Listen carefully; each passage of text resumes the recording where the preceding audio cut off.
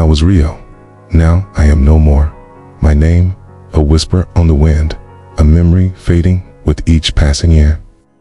They called me a Spix's MACAW, a little blue jewel of the Brazilian Caatinga. Blue to me, I was simply Rio, a creature of vibrant feathers and even more vibrant spirit.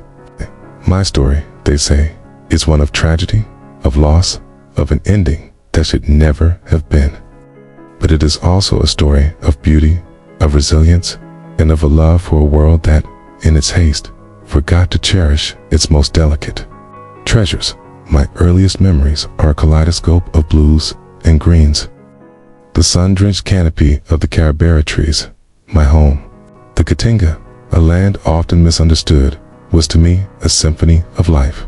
The dry, thorny landscape held a secret beauty, a resilience that mirrored our own. We, the Spix's MACAWs, were part of its intricate tapestry, our calls echoing through the sparse woodlands, a melody of freedom. I remember the warmth of my mother's feathers, the gentle nudge of my father's beak, the playful squabbles with my siblings in the safety of our nest.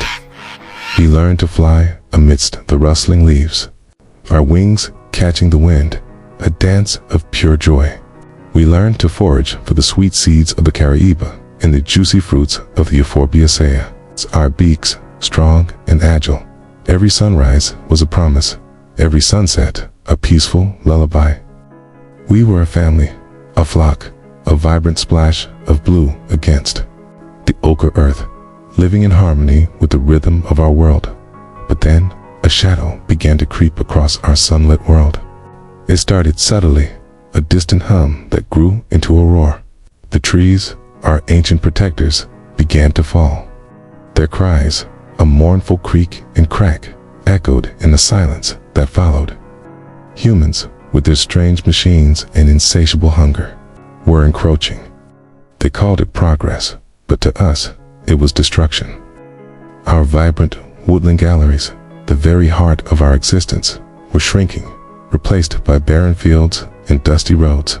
The familiar scent of blooming carabera was slowly replaced by the acrid smell of smoke and diesel.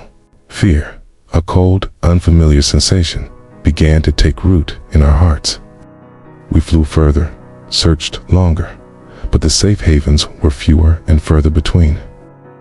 The whispers of our kind, once a chorus, became a dwindling few, each call a desperate plea for connection in an increasingly fragmented world. The humans, they didn't just take our trees, they took our freedom.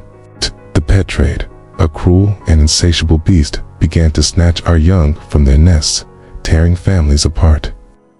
I remember the terror in the eyes of a fledgling, barely able to fly, as it was ripped from its mother's embrace. The cries of despair, a sound that haunts my silent existence even now. We learned to fear the shadows, the sudden movements, the nets that descended from the sky. Our numbers, once a thriving community, dwindled with each passing season. The vibrant blue of our feathers, once a beacon of life, became a target.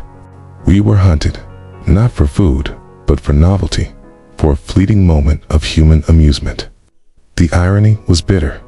We, who brought so much beauty to the world, were being destroyed for that very beauty. The last wild male, a solitary figure, a symbol of our fading hope, held on for years. His lonely calls echoing through the empty Caatinga, a testament to a species on the brink.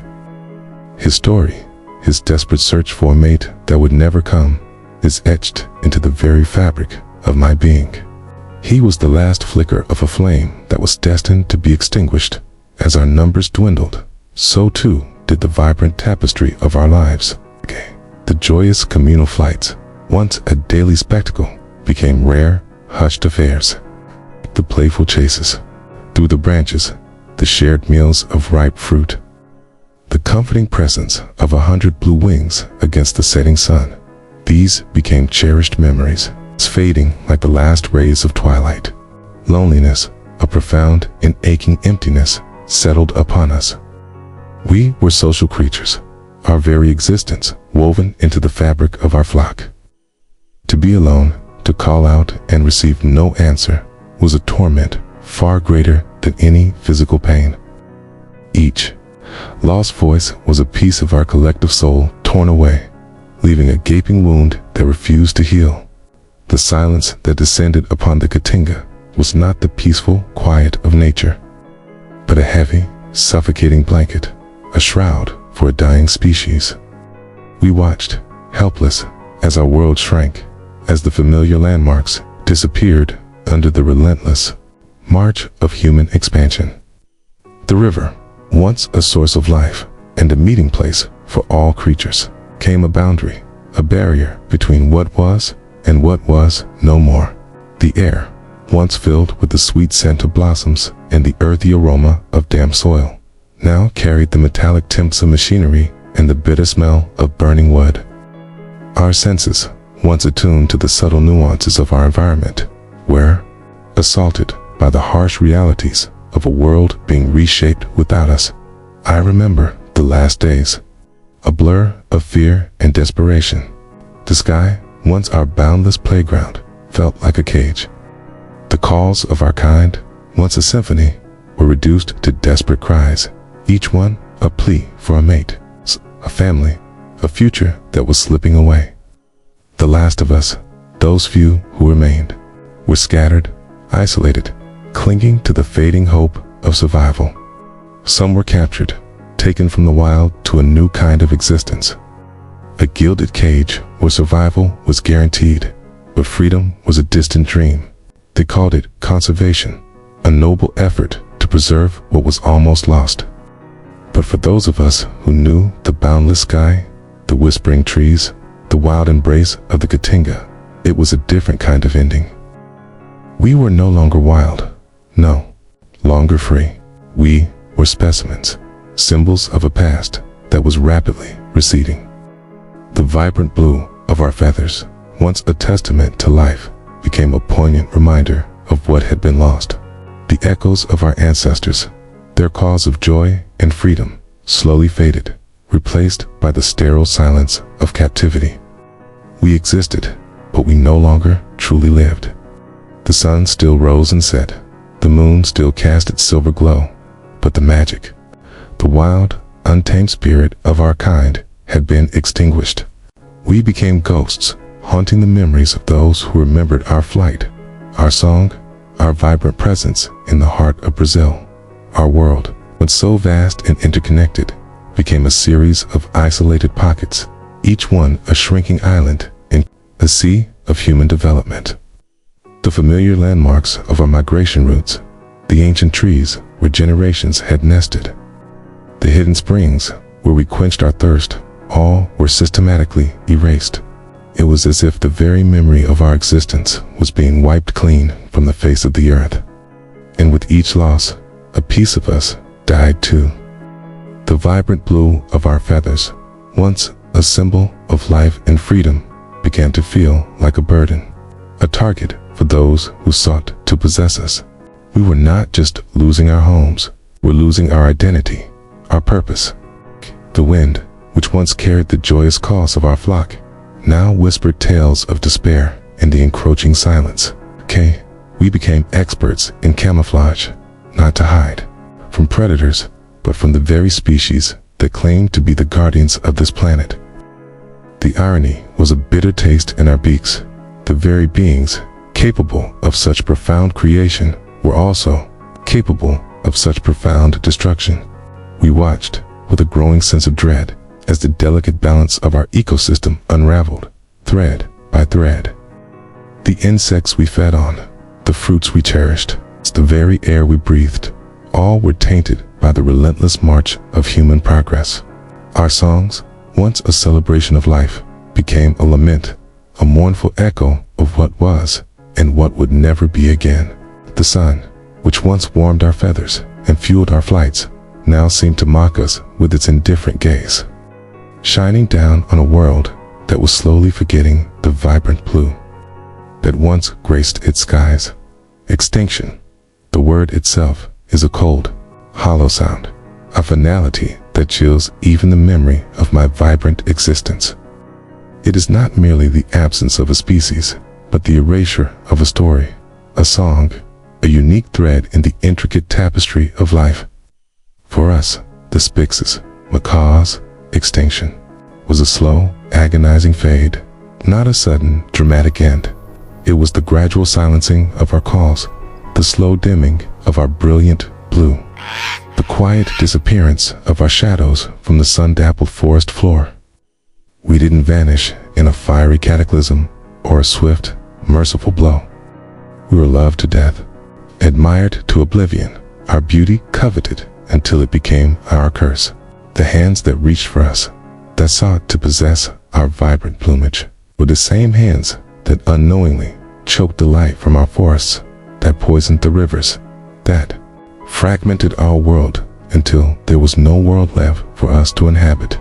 They saw our beauty, but they did not see our home. They heard our calls, but they did not hear our pleas. They admired our flight, but they did not understand our need for boundless skies. And in their pursuit of a single, captured moment of beauty, they destroyed the very source of that beauty. The tragedy, you see, is not just our loss, but humanity's loss. For in silencing our song, they silenced a part of their own world, a unique melody that can never be played again.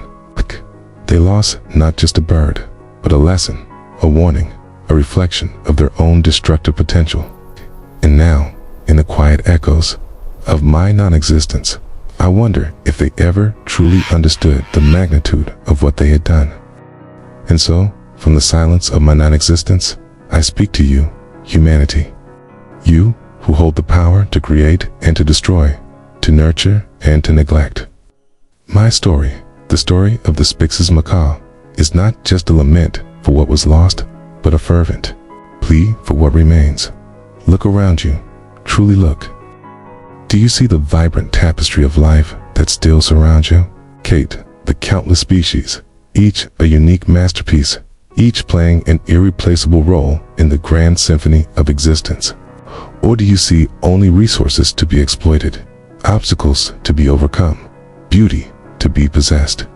The choices you make today, in this very moment, will echo through eternity. Will you be remembered as the generation that stood by and watched as the last whispers of the wild faded into oblivion?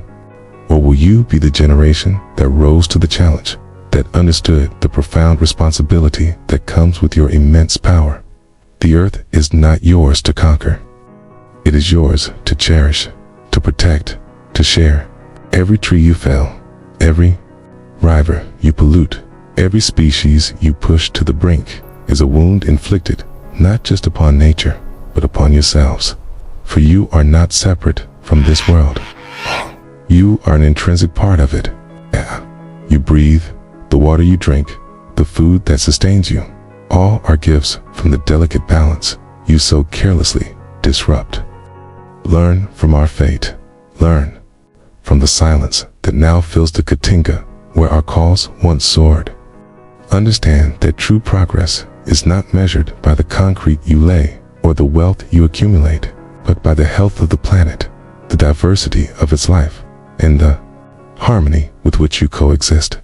Embrace humility, for you are but one thread in the intricate web of life.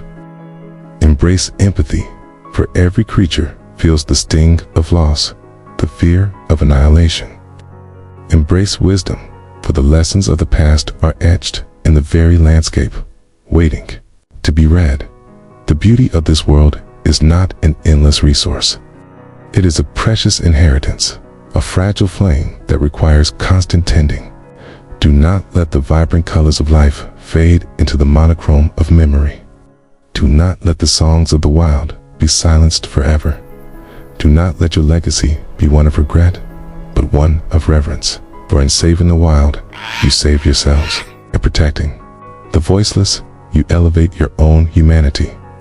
And in remembering us, the little blue macaws, you keep alive the hope that the vibrant symphony of life will continue to play long after my echoes have faded into the wind.